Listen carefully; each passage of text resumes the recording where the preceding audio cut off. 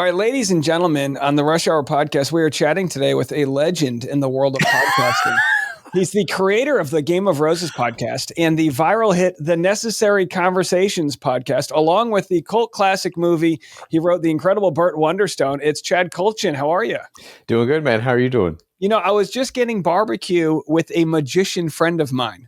Oh. And I had to tell him, you know, my wife was in Burt Wonderstone, and the guy I'm interviewing wrote Burt Wonderstone, the cult classic movie. And he was, I felt like I was famous that I knew you. Well, you're the only person in the world who feels that way or feels that way. My buddy was like, so it was Chad, is he like a magician? Is that why he wrote it? And I was like, honestly, I wouldn't be surprised, but I don't think so.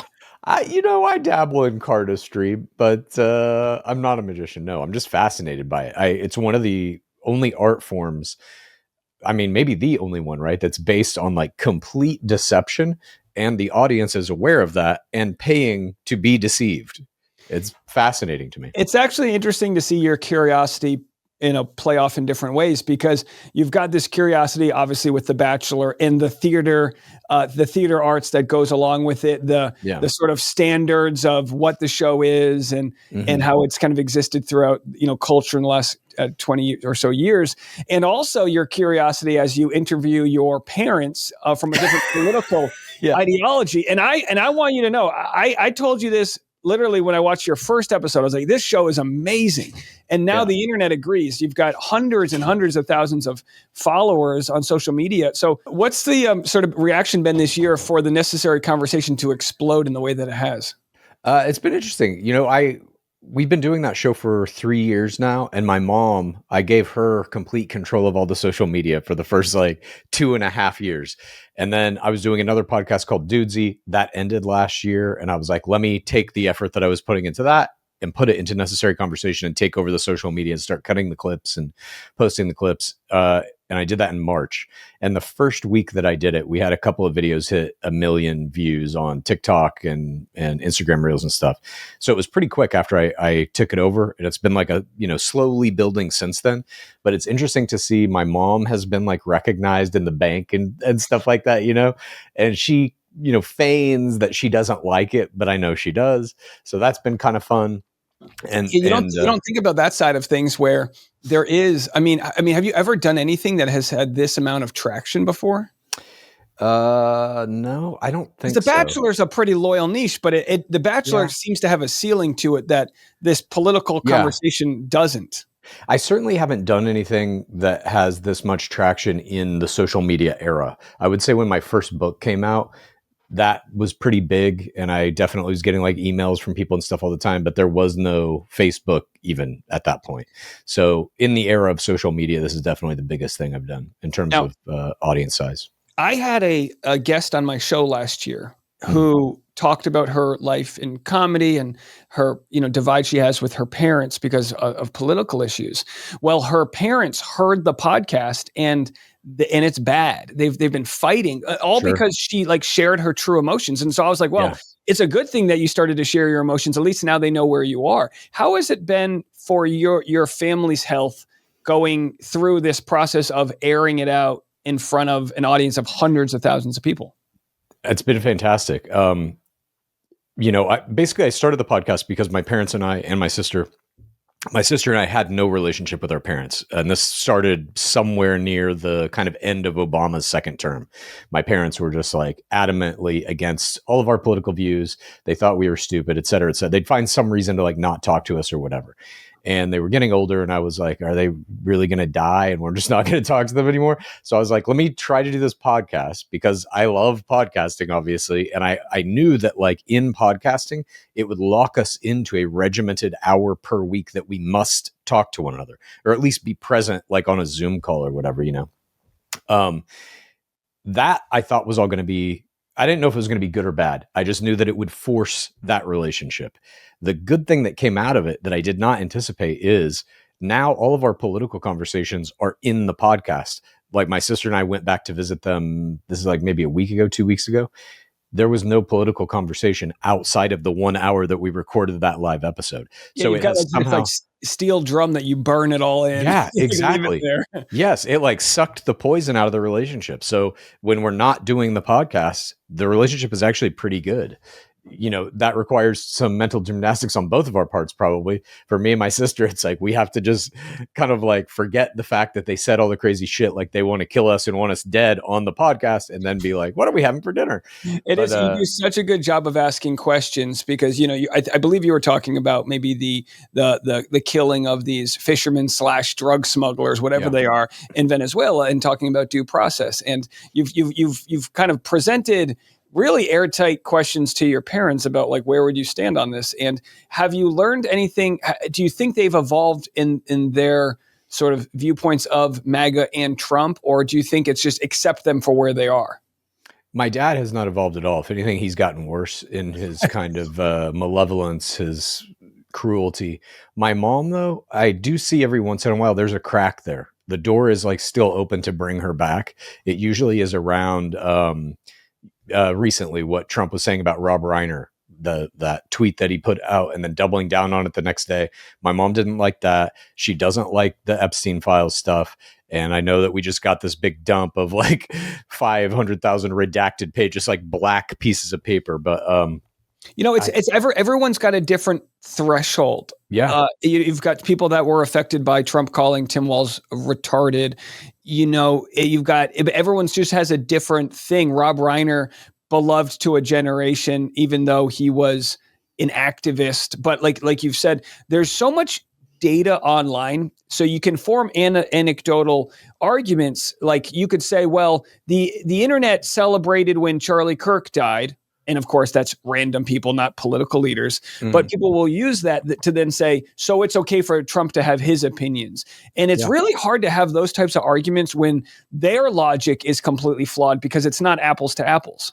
totally. And I mean, part of the podcast for me also is like, viewing it as just like a TV show, which I do with all the podcasts that I do, and really any project that I've ever worked on. I view it as its own kind of little narrative thing. And so while I'm a character in this and my family are characters in this podcast, still I can kind of view it, objectively speaking, a little removed and look at it as just a show.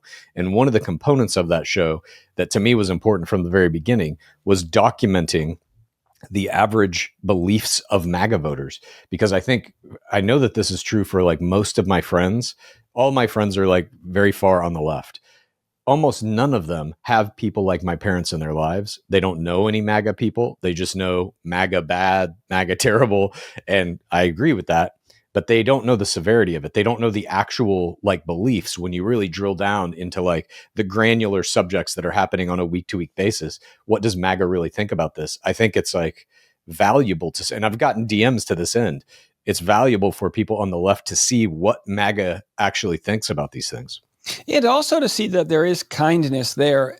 Like your parents, they're your parents. They raised you, and that you and your sister are both thriving, and they had a part in that. But there's also this like you learn like where you can give and take with your parents, and where you just have to settle on like that's where they are.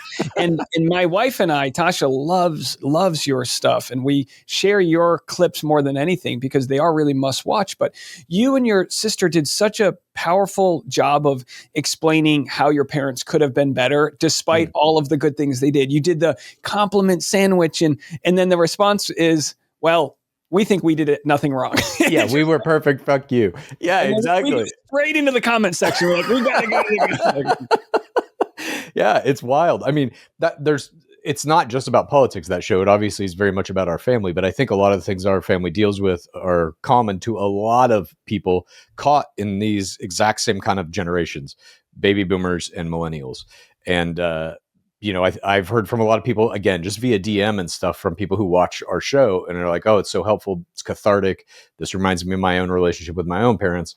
I think there is something in the baby boomer generation that's like an inability or unwillingness to admit that anything they did as parents was ever wrong. that they were like perfect and everything's fine. Yeah, they had a tiny little like notebook worth of information on how to parent. Of Rock your course. like let your kid cry themselves to sleep. Do this, Yeah. and then our generation's like, no, there's anxiety issues, there's attachment styles, Right. there's a whole Bible of resources about maybe the proper way to do it, not the way that. And I feel for our parents because if they admit wrong, then they're kind of admitting that they did you wrong. But you Yeah. turned out the way you did in spite or because of whatever they the best that they could do. Sure. As all kids turn into whatever adults they turn into, hopefully you at some point in your life have some self-reflection and you have some objectivity about the circumstances that formed you, and et cetera, et cetera. What do you really want, and can you overcome the traumas that may have been visited upon you? All that kind of stuff. We all go through all of that. And I don't know if it's specifically a baby boomer thing or not, but the idea that there is no room for them to ever even say, we didn't do everything right, but we did our best, which is literally what everyone does. You know what I mean? But they will not ever admit that. We've asked my dad specifically on the show a couple of times, some version of, what's the biggest mistake you've ever made in your life? And he always says, I didn't make any mistakes. It's so and how much of that response do you think is their defensiveness, knowing the audience is primarily on your side? I mean, I would imagine the audience is 95% on your side with this. Yes, that's correct. The audience is very much liberal. There are a couple of like right wingers in there that will like defend my parents in YouTube comments and stuff, but for the most part, it's people outraged at what my parents are saying or in disbelief.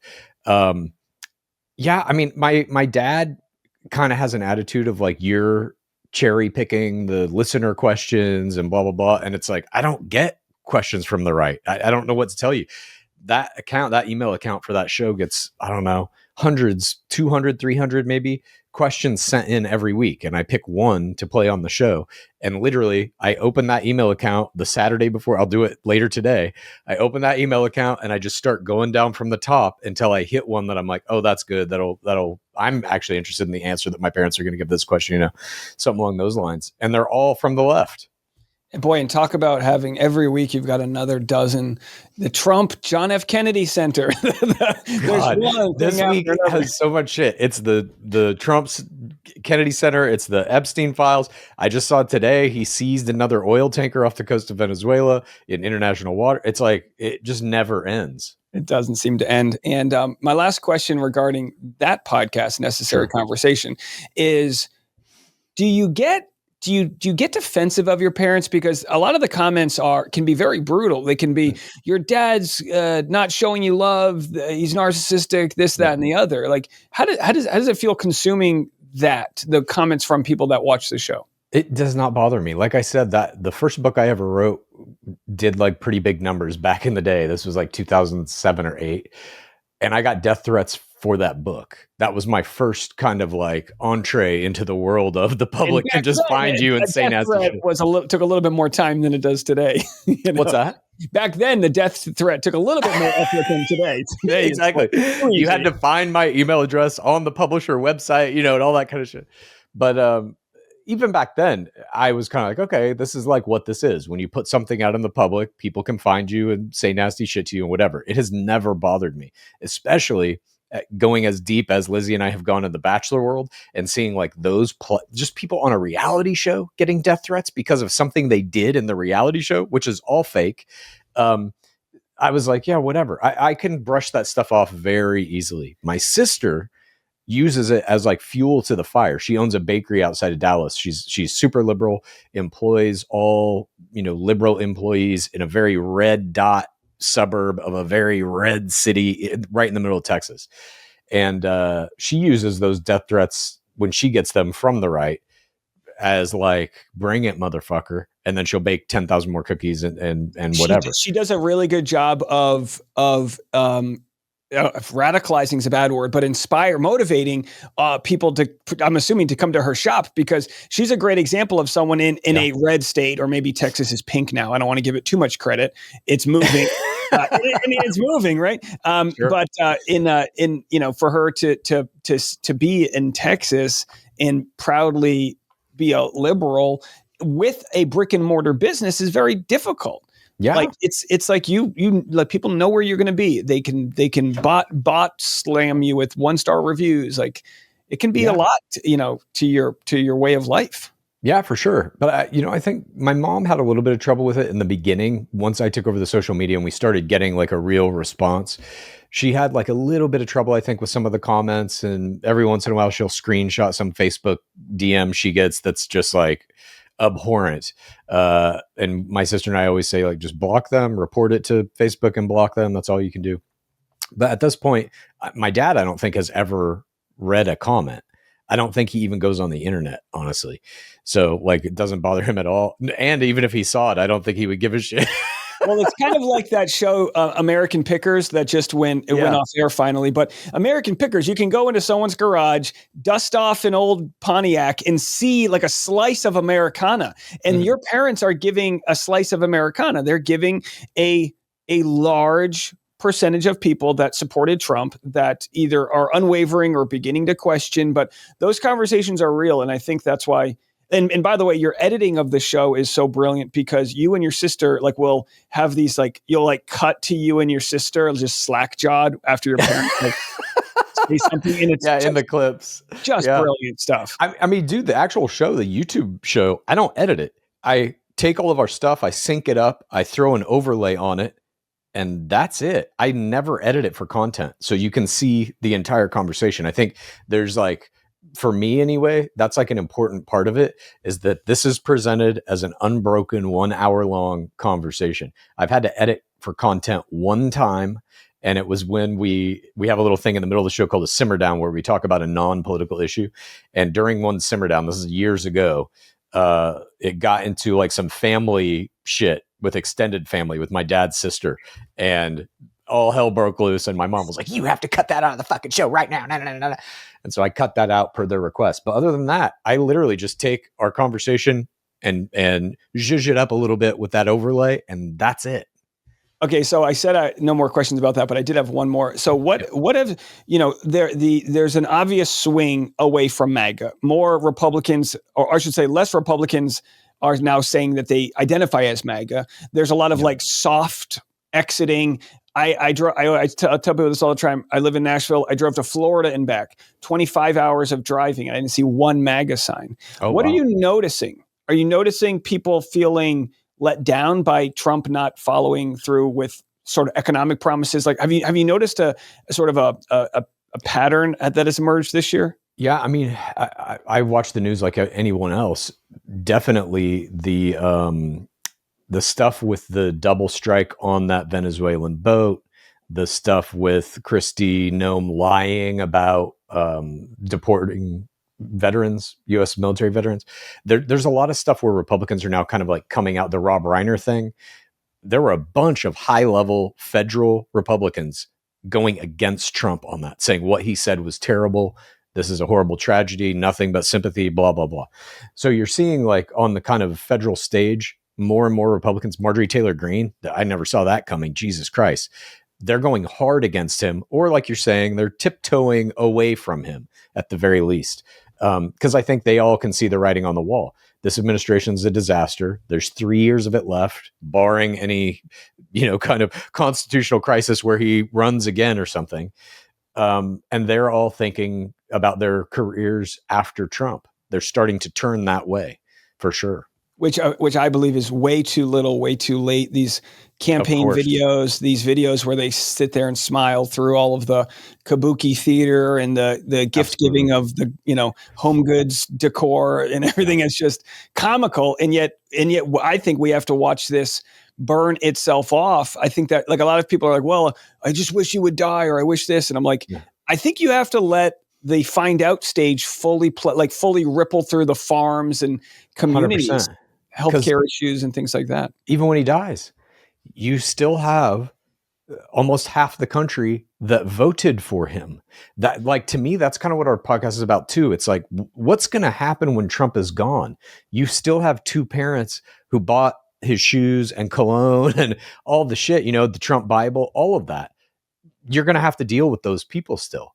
And whatever their mental state is going to be upon his death or exit from politics or whatever the case may be, where he no longer has his fingers in this, we are going to have a country that is massively divided. And this attitude that's like, fuck you, you're on that side. It's like, well, that's not going to work until they die, I guess. Like, I agree that there has to be a like welcome home moment for people. Yeah. And there also has to be a home worth welcoming to. And I think obviously with Biden exiting the race late and them anointing Kamala, it fed into this perception that the Democrats, what they did to Bernie with Hillary, there's this perception that it isn't fair. And I just think that in order for there to be a solution, there has to be like a rigorously positive and abundant primary process in the Democratic Party, because it's always vote blue no matter who, unless it's the one we didn't want, looking at the Zohran Mamdanis and things like that. So I hope that there's someone who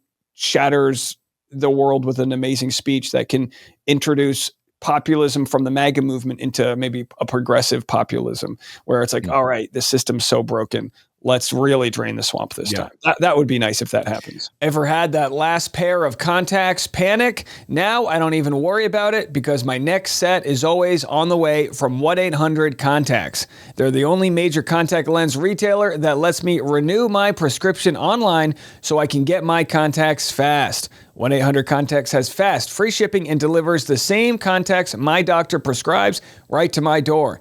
It's totally no risk with free returns and exchanges, plus they offer a best price guarantee. I order online, they deliver for free, and I can even renew my prescription from home. It's simple, reliable, and it saves me a ton of time and frustration. If you hate running out of contacts or having to make an eye doctor appointment every time you're running low, 1-800-CONTACTS is the best solution. They will save you time and money. Getting contacts doesn't have to be a hassle. Let 1-800-CONTACTS get you the contact lenses you need right now. Order online at 1-800-CONTACTS.com or download the free 1-800-CONTACTS app today. I'm personally down for getting rid of all politicians and turning it into two things. You tax everybody a flat rate, whatever it is, so the rich pay way more, the whoever's under the rich don't. And then we all just vote for where you want your money to be spent on your phone. I've said the same thing that with technology. I've said this about the helicopters in Los Angeles.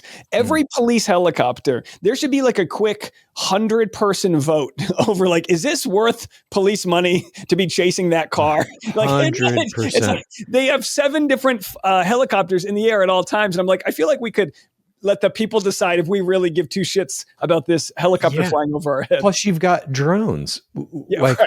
I can buy a drone for $200 on Amazon right now that does the same thing that helicopter does. The helicopters go back and forth on the beach, and it's like, my drone could spot the shark or whatever you're trying to do. Exactly. So great stuff. I can't wait to see what your podcast does next. And in moving more into, I want to talk more about Bachelor, but let me bridge the conversation with a little technology. You've used AI in the past. I believe you had a cease and desist sent to you from some of your AI, right? Didn't you have issues with Tom Brady? I had a cease and desist sent to me by Tom Brady, and I got sued by George Carlin's daughter. Yeah. Oh, that's right. That was a fun one.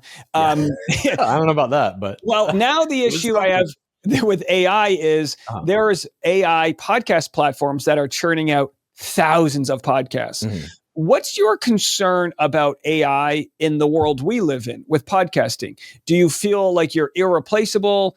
Do you think it'll affect the ad model? No, I mean, I don't. It's hard to say, I know a lot of people throw around this term AI slop, but in a way to kind of like dismiss anything made with AI. But still, at this point, I believe we also have a large amount of human slop. Slop is slop. Whoever's making it doesn't really matter. Your shit has to be good. The fact that you can make stuff faster with AI doesn't change the fact that it has to be good. And we're in terms of like generative AI, we are getting very close to a point where if I want to make a movie and I have a good script, I don't need a studio, a network. I need no one now. That is very exciting to me, especially as we're watching, Warner Brothers get gobbled up by Netflix. And it's like the jobs in Hollywood for people who actually create stuff are dwindling. And if you still want to make things, what else can you do but do it yourself? And AI can help you do that for sure. In terms of podcasts, though, I still think, and this is true of reality shows too, although I don't know, the generative AI is getting so good, it might be able to fool you. But I think we want to know that real people are doing things like podcasts, news shows, reality shows, sports. I think things like the Avengers and Star Wars and Harry Potter, no one gives a shit if there's a single real person involved in any of that. We will watch that because it's spectacle. And it's like, yeah, show me the giant robots fighting the aliens, that type of shit. I mean, it already isn't real. It already is like an actor in a fucking head to toe green screen suit dancing around in front of a green screen. None of that is shit is real anyway. So who gives a fuck, you know? But yeah, I don't know. I mean, the long and short of it is, I have probably spent more time using all these generative AI platforms than almost anyone. And I like them all very much. I make albums and stuff with them as well. I think it's very exciting. There's just never been a time in my life where you, as a creator, have the capability to make almost anything you want to make if you have a good idea behind it. That to me is astounding. But yeah, in terms of podcasts and stuff, it's also a matter of like how much, you know, if you can make 100 episodes of a podcast in a day, who can listen to that? No one. So there's also the kind of like push and pull of, yes, you can make an infinite amount of this version of entertainment or whatever, but it's like, who can fucking listen to it all? No one. It's not possible. So I think there is something specifically with podcasting, at least the ones I listen to, you're kind of on the ride with the people making it, you know? And it's like, if there's no one making it, if it is just AI, is it as appealing? I don't know. And I think what we have in common, what we do is we generally are involved more in the conversation around the art. Mm-hmm. So with The Bachelor, it's really people want to know your opinion on the strategy that's going on with the show. With The Golden Bachelor this year, I believe it was their worst rated show of all time. Walk me through your state of The Bachelor. Do you think it'll be saved by, you know, this Secret Life of Mormon Wives audience that might tune in? Yeah. And when you say that, by the way, as soon as the Bachelor switch gets flipped, I'm like, well, we have to go back to season 18, Juan Pablo Galvez. And I'm like, no. I have to bury that. Okay. Although that is where it all started, where we currently are, but we're at an inflection point. The big kind of like pieces that are happening in Bachelor are this. This past year had no Bachelorette for the first time since Bachelorette was airing annually. That is a giant red flag disaster. They fired the two showrunners of the main game, The Bachelor and Bachelorette, Bennett Graebner and Claire Freeland. They were horrible. Claire Freeland was the one who made the decision to have Jen Tran watch back her proposal to Devin Strader when Jesse Palmer says, "Do you want to watch this back?" And she's like, "Do I have a choice?" That was basically the nail in the coffin. They got rid of them. They brought in this guy, Scott Teddy, who comes from Summer House. He executive produced this. His first Bachelor product was Bachelor in Paradise season 10, also very low rated.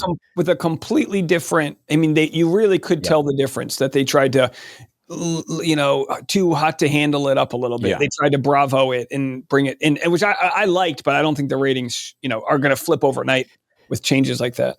Well, no. I mean, it was also a very troubled season. I think Scott Teddy was probably saddled with a bunch of notes from ABC, like, there has to be a money prize. You have to use the Goldens. You have to do this. And he's like, how do I do all this shit? I don't know. I don't put that on him. I think the show looked great. It was definitely a much needed visual improvement. Structurally, it was terrible. Then we have this announcement late in the year that, well, I guess we go to Mel Owens first. Mel Owens goes on this podcast, Go Blue, and says, basically, I will not date anybody over 60 or who has a hip replacement or a wig. And it's like, well, that's the entire premise of Golden Bachelor. So what the fuck are you doing? The Bachelor Nation at large, the audience said, you have to recast this guy. ABC was like, fuck you. We don't care what you say. Didn't recast him. They air that season, worst rated Bachelor product in the history of the franchise. And that's saying something. I think they underestimated how important it is to root people on. If it's like, you don't care if you're, you know, if you have a good friend in life and they get engaged, you're like, oh my gosh, you like really care about the people you care about. If you're indifferent, you'll find something else to watch. Indifferent. People hated Mel Owens from day one, and they didn't want any of these women to wind up with him. You felt bad for the players, and you hated the lead. No one's watching that. It was the first show in over a decade of the Bachelor franchise that I didn't watch 1 minute of it. Oh, wow. And I cover the show. I was like, guys, I'm taking this one off. It wasn't even, and it wasn't even for any sort of like hatred towards him. I would have forgiven him. Not that it's my place to. If the show was interesting, I just was indifferent. I was like, I've got other things to cover. I'll come back to the bread and butter when they're back to the Bachelorette. Look, for what it's worth, for those out there who haven't seen it, and maybe you're like, we're in this lurch right now where we're not going to have Bachelor product until March 22nd of next year. You might want to watch it because some of the players on it are fucking incredible. Cindy Kohler's the runner up. We just did an interview with her. I've never seen a player quite like her. The way she goes out of the game is something that we always say is a massive error. The way she does it was play of the season. It's incredible. They have a player on there called Nicole who says, I'm not just dating Mel, I'm dating America. And she wants to be an influencer and shit. And you're like, what in the fuck is going on? There's some really high level, interesting play. There are huge highlights in that season that were just buried, unfortunately, under Mel Owen's bad performance, bad preseason game, and ABC's inability to understand how to make this show and why we watch it, frankly. Then the final thing that happened was in 2025, we get the announcement there is no Bachelor coming in January. In fact, there is nothing coming until March 22nd, and that will be a Bachelorette season starring Taylor Frankie Paul, the de facto leader of Mom Talk, aka the biggest star in Secret Lives of Mormon Wives. Are you guys watching that show? Am I watching that show? Yeah. Oh yeah. Okay. Yeah. Same. Yeah. Absolutely. It's well, I think what needs you have your dad talk. Yeah, I gotta get one. Are you selling that on the merch store? I gotta get one of those. That's amazing. No, the show is interesting. The show, the Secret Lives of Mormon Wives, is interesting in the way that The Bachelor can be interesting, which is a real unique thing in Americana, which is Christian nationalism on The Bachelor, the Maddie Pruitts of the world, the conflict of having a fantasy suite and being a celibate person. So that's what makes what's made some of the best Bachelor seasons. With Hannah Brown, she's the Jesus Still Loves Me versus the Lukes and like there's so much friction there. When it comes to a Mormon, I mean, Mormonism is similar to Christian nationalism in the sense that there's a lot of unique things that'll be in play, correct? Yeah, but it's way more well hidden. Madison Pruitt, I mean, I'm fascinated by her. She's evangelical. So she's on her podcast saying, I beat my kids. I'm a submissive wife. Jesus is the only one that can satisfy all this crazy fucking shit. And you're like, oh my God, you're beating your kids. Wild. Crazy. The Mormons are like, yes, we may all vote for Trump and be completely Republican and Christian national, all that, but we hide it. The worst you're going to see us do is have a dirty soda and eat a lot of sweets. Like they hide it in this, like, we're sweet and fun to hang out with. And it fucking works. I'm drinking the Kool-Aid. I find myself watching that show being like, should I move to fucking Provo? It looks nice there.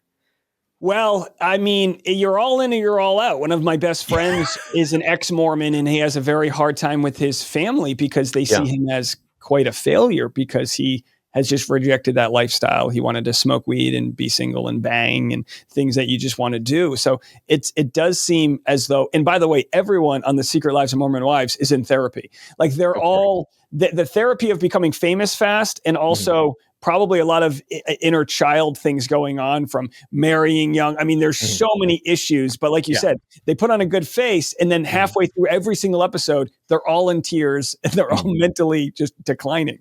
But they also, on that show, you've got the top three, the kind of holy trinity on that show, which are, in my opinion, Taylor Frankie Paul, Macy Neely, and of course, the Whitney Leavitt. Oh my God. Those players are doing things in a modern reality play style that are just off the fucking charts.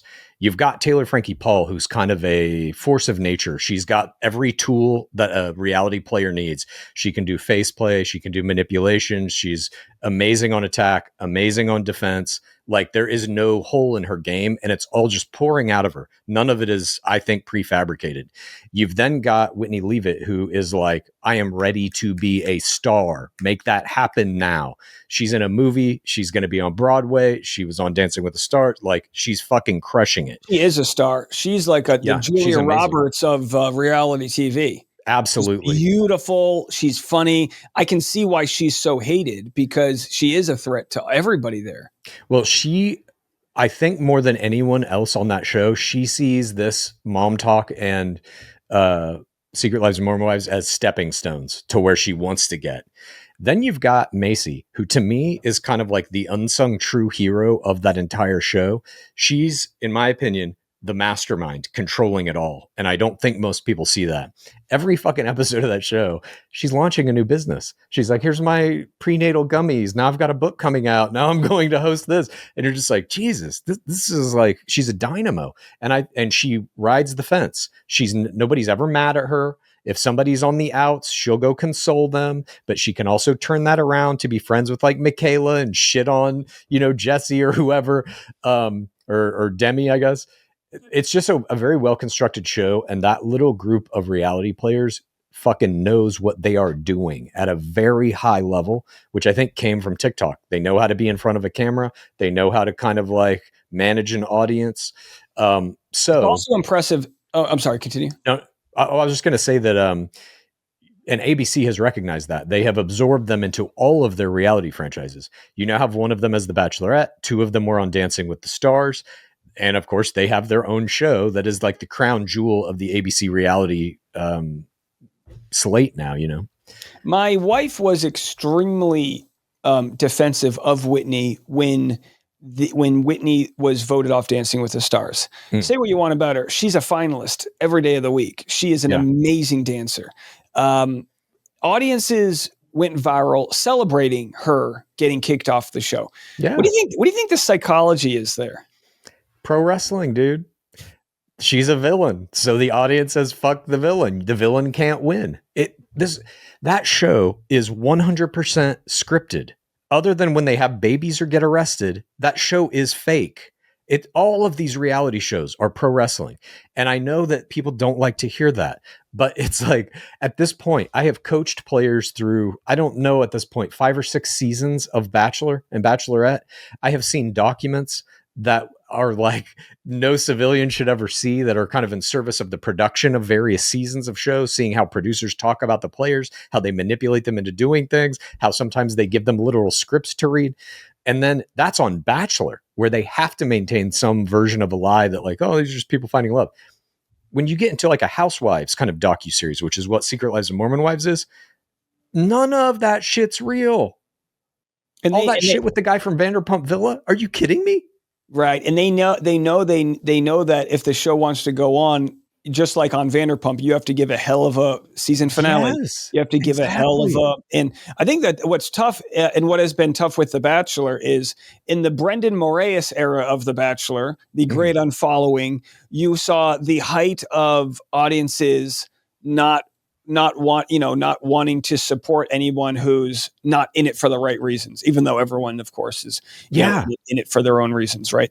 And I think now we're moving back to like just do whatever the hell you want. Like I don't think we're seeing the mass cancellations we saw 3 years ago, and that might have been a sort of I don't know, like a mass PTSD from the pandemic. But because you need them to say and do stupid stuff. You need the Chads and the supervillains to want to go on the camera. I'm not talking about the Devins and those with like serious skeletons in their closet. But when it comes to like, be dumb, go out there, say some stupid stuff, move some podiums around, have those moments, like everyone was playing it so safe that you could tell the product like was not watchable. Yeah, I mean, I'll say this too. Those big moves that you're talking about are happening. It's just not in Bachelor. No one gives a fuck about Bachelor. The franchise is effectively dead in terms of social media engagement. But if you watch Love Island this past season 7, there were a couple of instances where players for one reason or another went against another player or moved in some way that the audience didn't like, and they hemorrhaged hundreds of thousands of followers literally in a day. That still is happening. It's just not in Bachelor. Where Bachelor, I think, is now getting to an interesting place is you bring up Brendan Moraes and Piper James. That was on season 8, I believe, of Bachelor in Paradise, where they were caught on a mic talking about their Instagram follower counts and how they were going to use this, their appearance in Paradise to, maybe get that number up. Everyone talks about that. It was in the presentation of it by the show that turned them into villains. I guarantee you, They have that same audio for everybody who was on the beach. They chose to show you Brendan Marias and Piper James and show it to you in a way that made it seem like even they were like scared to talk about it, so they knew it was bad. And what happened happened. What you have now, though, is Taylor Frankie Paul as the Bachelorette. That idea that coming into the show for Instagram fame or TikTok followers or whatever is a for the wrong reasons, just blanket, no holds barred, that's gone now. That's fucking completely gone. That can never be used again. And I think if you do use it, especially on her season, like if there's a guy who comes in and some other guy's like, he's just here to get famous. It's like, and she's the Bachelorette. Yeah, we're all like, it's Hunger Games, baby. We're all, and that's why you get a lot of mom shaming in the community where you might have someone who's the lead of the show and it's like, oh, shouldn't she be with her kids? And, as someone who was raised by a single mom, I think, well, wouldn't it be nice if my mom was receiving all of these new opportunities? So, she didn't have to be away on a door-to-door sales, and we see that with Whitney where she left Dancing with the Stars, immediately gets on a Christmas rom-com coming out next year, and she's going to be Roxy in Chicago. That leads to Natalie and Nick from the Vile Files podcast very subtly throw shade. They are good. They are subtly. Good. Man. Well, a lot of people were saying, well, they were just curious. And I was like, you don't understand snark. So basically Natalie says, oh, how is she going to find the time to be a mom? Yeah. And of course, Natalie said that as a mom who was on a podcast. And it's like, don't you think the opportunities that are being presented to Whitney, you have to jump on those opportunities while you're one of the more culturally relevant people in the world in reality TV. What are your thoughts about the Vile Files mom shaming or mom shaming in general with these contestants? On our podcast, we talk a lot about Vial and his little world operating under a theory of sour grapes. And that's all this is. Vial has wanted what Whitney Leavitt has for his entire post-Bachelor career. A Christmas rom-com? He would kill for that. He was in a Lifetime movie with Vivica Fox where she goes on a cruise to find love and he delivers a couple of lines. He guest starred in an episode, I believe, of The Middle, maybe some network sitcom. He was like a substitute teacher or something. He was in a Halo Top commercial. I've watched Sour grapes is a great way to put it. That's a great way to put the sort of low energy you feel about them going, oh, really?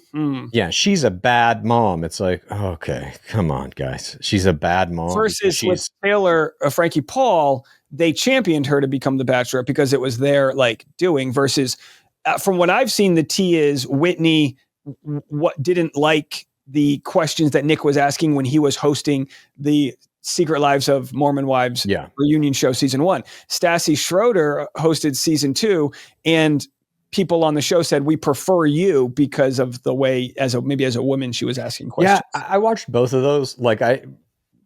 I like Stassi a little better because she comes from a show that is like Secret Lives. Nick Vial has never been on a show like that. So he doesn't quite get it, I don't think.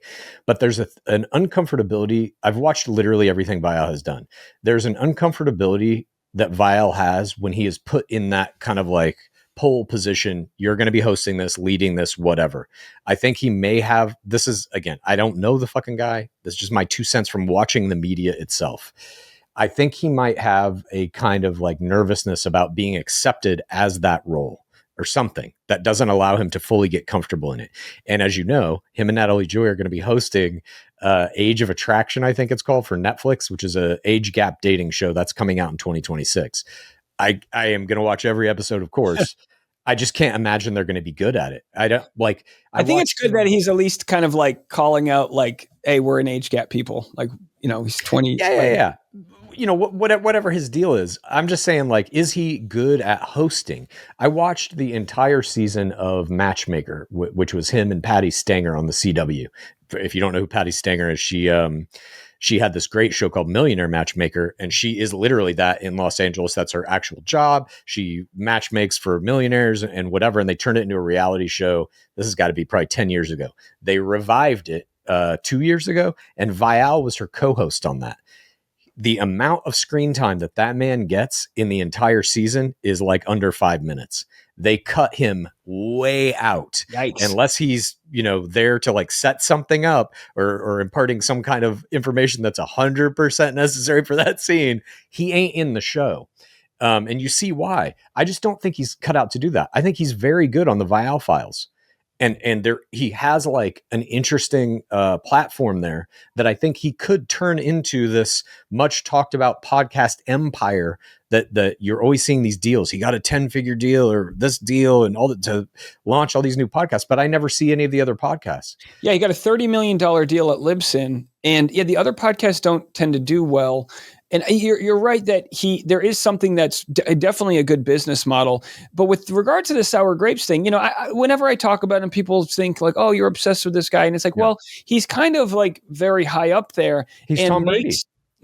But Tom Brady was the best to ever do it. Nick, I agree. Serviceably bad. Yes, but I'm saying in the podcast world, he makes like technically terrible choices and bad business choices.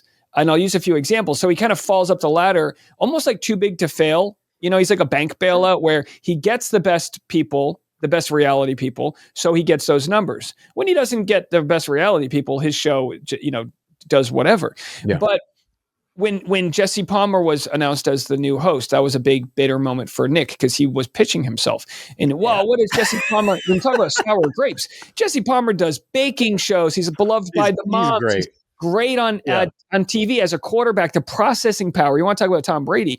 The processing power you need to he just sits there and watches football. It's like he can't get out of his own way with his own bitterness. I give him the roses for like what he's done with his talent set. Yeah. And then there's channels like mine, yours, Reality Steve, where nothing but a subtle or sort of or even side mention of you. How does that make you feel? Like because he's got what I'm imagining is some sort of what's it called when you succeed and you feel you don't know if you earned it, imposter syndrome. I think he has some sort of imposter syndrome because his audience kind of came corporate style from The Bachelor versus someone like yours, which is way more democratic. Like people don't realize the thousands of podcasts that you have to fight through just to get to the front of that like marathon pack. God, I know. So, like, we literally did Game of Roses for like, Jess and Evan, like there's certain people that are really vetted that made it in spite of a saturated market. And then I guess do you think he feels like he's better? Like what do you think the psychology is with that? Because he's got some of the stubbornness that your dad has, where it's like, he'll never admit that you exist, like he'll never like, you don't matter to the world he's in. Yeah. I think he's afraid of any of these other Bachelor podcasts kind of like getting big enough to threaten his spot.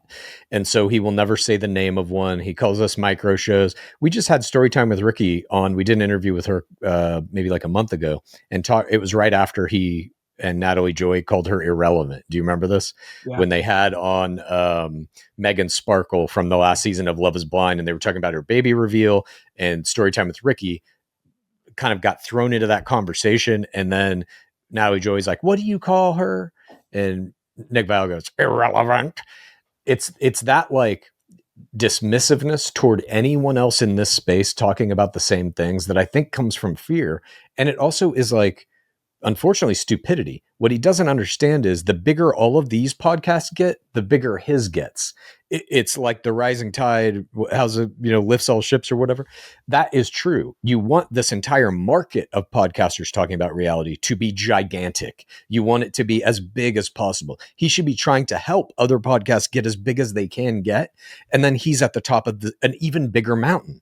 And he just doesn't get that. With like stand-up shows, there's comedians who don't want any other talented comic on their show because they think it makes them look bad. But the best show you can put forward are the best comedians because it elevates the audience. It makes the audience believe that, everyone's going to deliver and you buy into this system. So it's not a knock on him. It's more like a curiosity of like, wow, of all of the money in the world that he has, he signs a $30 million contract. He can't show actual quotes. He'll like misquote things and then say, well, it seems like this person's doing X, Y, and Z. And it's like, and then I have to go out and make an episode and go, here's what was actually said. It's like just sloppy.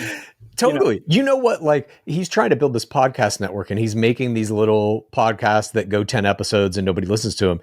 Here's Nick Vial. Here's some business advice for you. You should buy all the micro shows. You should put all of us on your podcast network and just make the Bachelor podcast network that goes 24 hours a day. It has 3 shows, just like ESPN, talking about the Bachelor constantly, or whatever reality buy dating all show. the advertisement. Listen, Yes, he can't afford us, but that's a good idea. Can he not? Can Libsyn? Can Libsyn put together a package for the Nick Vial Podcast Network that could take care of all of us? Well, I am with Libsyn now, and maybe this is like your mom, where I got to go cut this part out. No, but like I'm always telling them, look, I got no problem to take his runoff if he can't sell. If what people don't know is like you can only put so many ads in a show, so his show is a big one. Just like Joe Rogan's got a decade's worth of ads lined up. It's like I'll take their their Mint Mobile ads, if whatever. No problem there. No amount of like starving my own family is going to make me win in the game of revenge. What's your biggest pop story of the year outside of Bachelor? Or one that's been the most interesting to you as sort of like pop culture? It's right. It's just mass phenomena. It's a common denominator we can all share. And like I was at the dentist and she was talking to me about Candace Owens. Like there's just certain people. That's a wild one. Everyone is going hard on the Charlie Kirk. I was at a comedy club. I was at the New York Comedy Club, and the comic on stage did an Erica Kirk bit. Like everyone knew. Everyone knew. Like we know these people. These are names in the greater life of reality TV. So like, what has piqued your interest? For me, probably the coolest thing that happened this year in terms of pop culture was Sinners, the Ryan Coogler movie.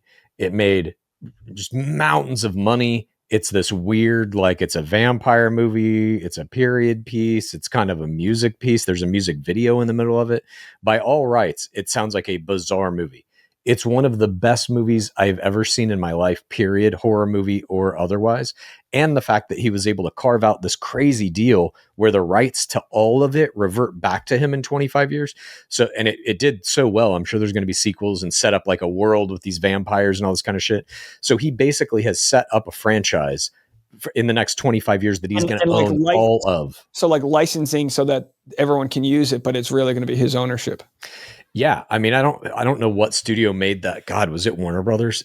And who knows? I mean, that's another huge pop culture story that's happening right now. Netflix buying Warner Brothers and what's going to happen. That's probably, I think, the most important one. And how about Netflix buying some Barstool podcasts?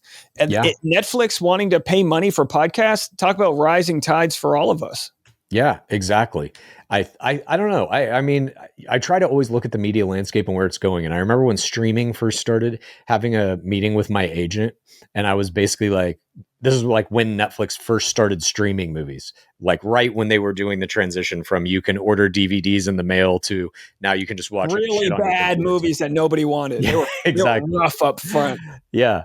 But I remember having a meeting with my agent and he's like, what do you think, is this going to work? And I was like, going to work. Yeah, it's going to be the primary way all media is viewed.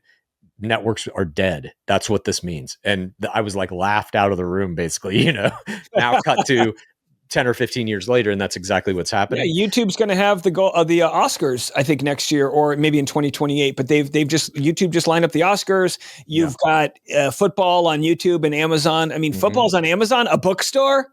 Imagine that an online bookstore now is going to be having the Super Bowl or whatever. It's crazy. I mean, network TV is pretty much dead. I think we're watching like the final moments of it, really. But what is interesting to me, I guess, about this Netflix Warner Brothers thing is how it affects The Bachelor, because The Bachelor is a Warner Brothers product. I know everybody thinks it's Disney because it's on ABC, but Warner Brothers makes it and then ABC airs it. So what that means is Netflix will now own The Bachelor. Does that mean The Bachelor goes away? Do they just cut it loose? I think that's possible. If I'm Netflix, I'm looking at the acquisition of Warner Brothers for 3 things, basically. IPs. I want the DC universe, I want Harry Potter, and I want Game of Thrones so that I can make perpetual shit on Netflix in those universes. The rest of it, I don't give a fuck about it. My thought is, and that's a great, the IP obviously is huge. My thought has always been about The Bachelor is it's not about turning a profit. It's about 2 to 3 hours of time where it takes up a big fat 20, 30, 40 hours a year, whatever, however many hours it is. I'm more like 60 a year. They just know this is like the fastball down the middle. And as long as as long as ABC has to stay on the air, they don't have to worry about spending all this risky money on a sitcom where you got to pay everyone a bunch of money, or in other ways they can just be like, you know what? It's essentially all unpaid actors except for one person. It's a pretty low sort of profit threshold there. Yeah. Most of their stuff they get for promotional consideration, every hotel they stay in, every trip they go on, you know, all that shit.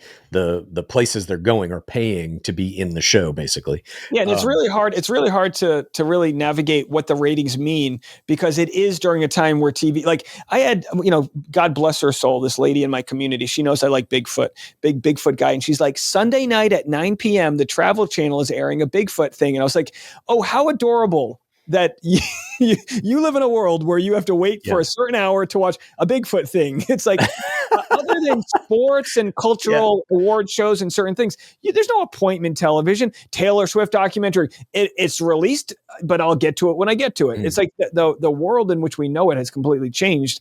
And when that generation unplugs their TVs, the network TV is gone. But I think there is something to be said for, like, Traders does this still, you know. They release, I believe, the first 2 or 3 episodes on the day one. Then it's every Thursday at 6 p.m. a new one comes out. And it's on streaming, but it still is like, you can put together like a Traders viewing party if you want. And that culture around Bachelor of viewing parties and getting together on Monday nights, which is another mistake I think they're making with Taylor Frankie Paul's season, putting it on Sunday nights. But that kind of like culture of fandom around a thing is important to keep the thing going. I agree with you. Yeah, you don't want to dump it all. Like even the Taylor Swift docuseries, it's 6 parts. They absolutely could have just dropped it off, but instead they did it 3 weeks. I think they're doing 2 a week, and they're doing it right in the Christmas season where people will have a slow rollout for the fans, and then they could all binge it. So I agree with you that I think leaving air, you know, out there for the conversation to break down online is free media that they receive. Absolutely. And you're seeing like the success of Love Island, I think, although it hasn't permeated like mainstream reality TV, there's no other reality TV show shot like that yet. The idea that you can like shoot and then air the next day, shoot, air the next day, shoot, air the next day. That model, I think, is going to become more common because it's more like a pro sport that you're like watching it in almost real time and you have to keep up with it, you know? Yeah, and what, man, how about that? They're shooting it in real time. There's like a herpes breakout. There's like, that was like, wow. I'm like, oh my God, every episode there's like a different like thing going on. But that's more Truman Show. That's like a whole new instant. And, you know, audiences getting the turnaround that fast. They're okay if the editing's shoddy, and but it's not. Love Island is fucking flawless. Jesus. They do a great job with like getting that all made. And honestly, the more you see, and we'll wrap it up here, but the more you see with like Netflix shows and Love Island, you see how lazy the Bachelor franchise got, that just had a show that worked. This is episode 3. We do the group date. Then we have the photographer date where we try out wedding dresses, and the you know, what it got so stale that these shows just crushed them with sexiness and interesting conversations. Love is Blind, I think, is the best reality dating format in terms of having people have actual conversations. I've seen things like conversations about abortion, for example. You're never going to see that on Bachelor. And that is also because it's on ABC. It's a network TV show. Maybe if Netflix decides to keep it alive and they move it to Netflix, maybe you'll see stuff like that in it. I don't know. But again, I'm just like, what are they going to do? Dump 12 episodes on one day? Yeah, that's not going to. It just isn't. I don't know if that works with Bachelor. You got to like. You watch the whole season of The Bachelor, hoping that final day you'll have a Ari and Becca, you know, Maddie Pruitt, Peter. You know, you're hoping for like it all to culminate in that moment. You know, it's interesting stuff. So we've got the Bachelorette who's Mormon. And this broke the mold because it was first time in a long time where we didn't cast off of someone from like a previous season. Do you think they go back to a famous Bachelor? If so, who do you think is in the running? I don't think they will. I think they'll take a guy from her season. But I also think Blake Moynes is always out there waiting in the wings. I would love to see him get a shot at Bachelor. If he ever wears the crown, he, in my opinion, is the de facto best player who ever lived. He would snatch that title from Nick Viall. I'm a huge fan of Blake. I've had a lot of conversations with him about what he's trying to do with his life. And I do know that he was very close to becoming the Bachelor. I know. Very close. I would have loved it. Part of this thing that we do is exactly that. You start just having conversations with a bunch of these players, learning like what has actually happened behind the scenes, and you're like, what the fuck? The Bachelor universe that could exist, that almost existed in all these different instances, is just like, it's such a better one, you know? Always. It's always, wow, we could have had that. And something we will have is a Bachelor renovation show. One of my favorite alumni of all time is Courtney Robertson. Me too. Cut this out if it's not public, but I believe it's public that you coached her. Is that right? Yeah, she came on our show and we had a conversation about that. It was fascinating. I've never had a coaching experience where I'm doing it like almost in real time, you know. She would go shoot the show and then come back that night and text me, here's what happened. What should I do tomorrow? And I would be like writing her little speeches and stuff. I literally cannot wait for that show. I know it's kind of like probably not on most people's radar, but I can't wait to watch it. I believe it's going to be more dramatic than people think. And I think it could be the perfect show where people might have had their guards down. And so then drama was let in because everyone's like, oh, it's all fun and cheery. And the next thing you know, it's like cutthroat. I think that could be a lot of fun to watch. Totally. And just the span of like the people they have on that show from all different like types of play styles. Joan Vassos is on that damn show. Courtney Robertson is on that damn show. Young Noah Erb is on that damn show. Like there's so many people from just kind of like different eras and different positions inside the Bachelor franchise. I don't know. I think it's gonna be cool. I interviewed Rachel Yucatel, or maybe I did her show, and she was the Tiger Woods mistress from back in the day. And much like Courtney Robertson, they both existed at a time where they didn't monetize their celebrity. That monetization went to paparazzi and gossip rags and People magazine.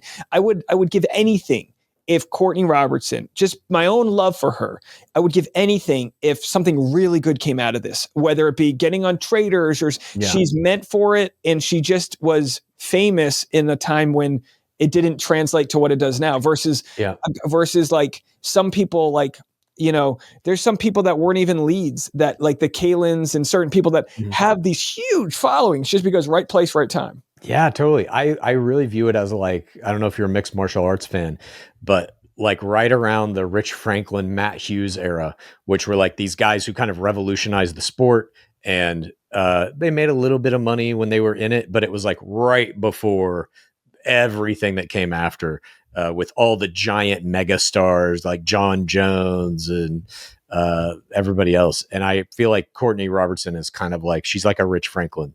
And I'm just like, fuck, I just want her to get it so bad. Yeah, like those like retired porn stars who have to do conventions versus some like young chick who only shares a photo of her feet and she's rich. And it's like, oh boy, they walk so you can run, baby. Exactly.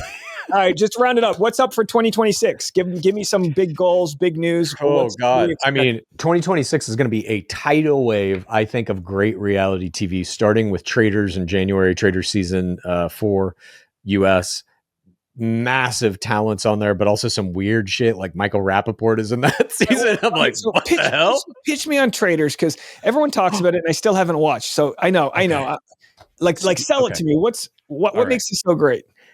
Speaking of mixed martial arts, Traders is the premier mixed martial arts league in reality television. You get to watch Desperate Housewives style versus Bachelor style versus Survivor style. And they all play slightly differently. The Housewives are very much into the emotion of it. How you lied to me, you motherfucker. I thought I could trust you. It's like, that's what the whole game is. Someone's lying to you and you have to figure out who it is. Bachelor people are very good at finding the deception because they come from a training program, especially if you're a lead, which is here's 30 people, figure out who's lying to you. So they can kind of do it. Then you've got Survivor, Big Brother, The Challenge. Those motherfuckers are cutthroat. They don't give a fuck about your personal relationships, what you're going to think of them later. They are there to win that game. And to watch these people, like you'll watch last season had Boston Rob, lauded Survivor player who's won season after season, going against Bob the drag queen at a round table, head to head, just arguing. And they're both traders. And Bob the drag queen is basically trying to out Boston Rob without doing it on the surface. And you're just like, who the fuck's going to win this? And then they vote. Everyone votes, and you see who won the fucking argument. You see which reality style will win in the end. It's fascinating. All right, I'll stick funny into that. Well, I would also say Ellen coming. Oh, sorry, go ahead. Speaking of Boston Rob, they just canceled Deal or No Deal Island, which Boston Rob was on, which I thought was a fantastic, twist to a normal studio setting show. What's some big goals for you with the podcast life, or what do you hope is on the horizon for you this year? Because you have obviously got so many flames and so many fires here. Yeah, I mean, honestly, the shit that I want to do is not even podcast related. I'm finishing up a book right now that will be out next year at some point, either through a publisher or through my own means. That's about a guy dating like 30 years in the future after AI has taken over every aspect of human society. And I've got a couple of movies that I'm working on that I think are pretty funny. And hopefully I'm going to make my first AI full feature movie. Wow. By the way, that story of a future dating post AI, that feels like it would be a great movie. Like a post-apocalyptic world that we are quickly approaching. How do you find the time to get this writing done? You've got a lot of stuff going on. Like, give us some tips to battling resistance. I just do it. It's like, if I don't do it, it doesn't get done. So I got to do it. Do you have like every day from 8 to 10 a.m. I write? Do you have a schedule like that? How do you? It depends on what I'm doing for podcasts and stuff. Obviously, we record 2 shows a week on both of my podcasts, and I can usually get those done in 4 hours or so, each of those episodes. So then I've got another, 10 in the day to do whatever with. Go to the gym, do some writing. Boy, having time. You saw, I'll cut it out at this point, but you saw my 19-month-old son bust into the studio like the Kool-Aid man. He did it twice since then. I just muted myself as my walls were rattling. What's so funny is like we are like relatively. It doesn't feel like we're new into the podcasting world, but we've been in it for a while and kind of on that first wave of it. It'll be funny when we're at that retirement age, because we are going to be seen as like those that were in uncharted territory with finding new ways to do the podcast and use the technology and the AI that exists. So it's anyone's game, but I love keeping tabs on what you got going on. Always fun to watch you guys crush it out there. So I'll post the links to all of your works, and come back anytime. Please. It's a pleasure always to have a conversation with you, man. All right. Take care. All right.